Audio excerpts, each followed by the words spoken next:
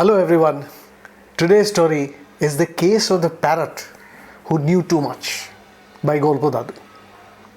It was a balmy, sunny January day in Mumbai.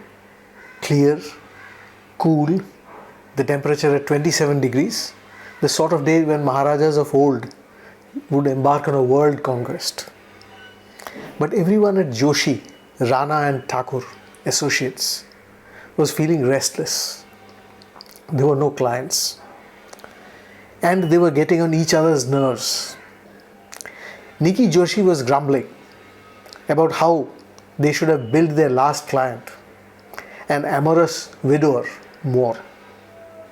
Indu Rana was polishing her draft of a nasty letter to their landlord, and Kalpesh was growling on the phone.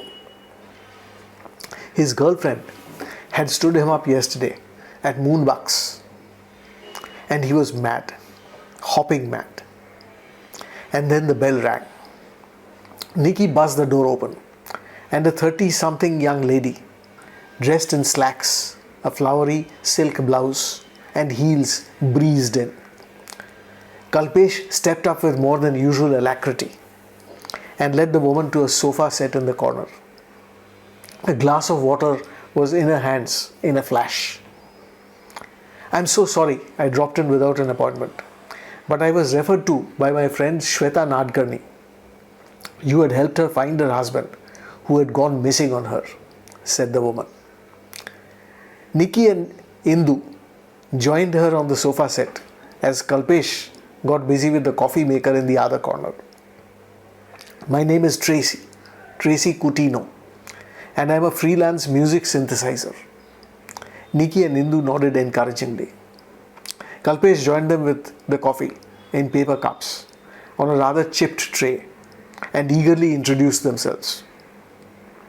"My partner Jesse and I, we live in Lady Jamshedji Cross Road in Mine, quite close to St. Michael's Church. A week ago today, some thieves broke into our house during the day when both of us were at work and stole a collection of paintings given to me by my grandfather. They were original M.N. Braganzas, you know, the celebrated painter and founder of the Bombay Progressive Artists Group." "And have you filed an FIR with the police?" asked Nikki. "Yes, of course, but nothing has come out of it. Their investigation seemed to be rather perfunctory. With so much crime going on in the city, they attach a low priority to house burglary, I suppose." The woman looked at them expectantly. "I want you to recover the paintings before they are sold on the dark web by some fence who will spirit them out of the country to some shady private collector." "Let's do it this way," said Nikki. "My associates Indu and Kalpesh here will visit your place this afternoon. I have a court appearance that I rather not miss. We are not affluent, you see, but we are ready to pay whatever fees may seem reasonable to you. We'll discuss that later, once we assess the complexity of the case," Tracy assured Nikki, ignoring Indu's reproachful glance. At Tracy's that afternoon, Indu and Kalpesh were greeted by a stentorian, "Who's there? Don't you have the sense to knock gently?" just as Tracy opened the door. "Oh, I'm so sorry. That is Gilu, our pet macaw. Don't mind his comments. He picks up his vocab from Jesse. I keep telling Jesse that he'll land us in trouble with some visitors someday," said Tracy indulgently. It was a huge macaw, about 2 feet in height, clad in bright yellow and blue plumage. Tracy showed them the empty spaces on the living room wall where the paintings were hung. She showed them their kitchen window, which did not close properly, through which the burglars had obviously entered. "Sheru, you're making a racket! Stop that noise!" shrieked Gilu suddenly, startling the visitors. Indu and Kalpesh went over the flat with a fine-tooth comb. But so much time had passed, and they knew there was no point looking for fingerprints, let alone footprints. "Shut your trap, Ullu!" Not another word out of your gob, Gilu interjected. They wrapped up their visit over a cup of coffee. Good riddance. Ullu, Sheru, and don't darken my door again, was Gilu's farewell. That evening the three of them sat at Moondaks, comparing notes over coffee. Nicky listened very closely. Suddenly Kalpesh had an idea. He called Tracy and asked who Sheru and Ullu were. I don't have the slightest, said Tracy. He's been squawking these names over and over the last few days. Jessie must have taught him.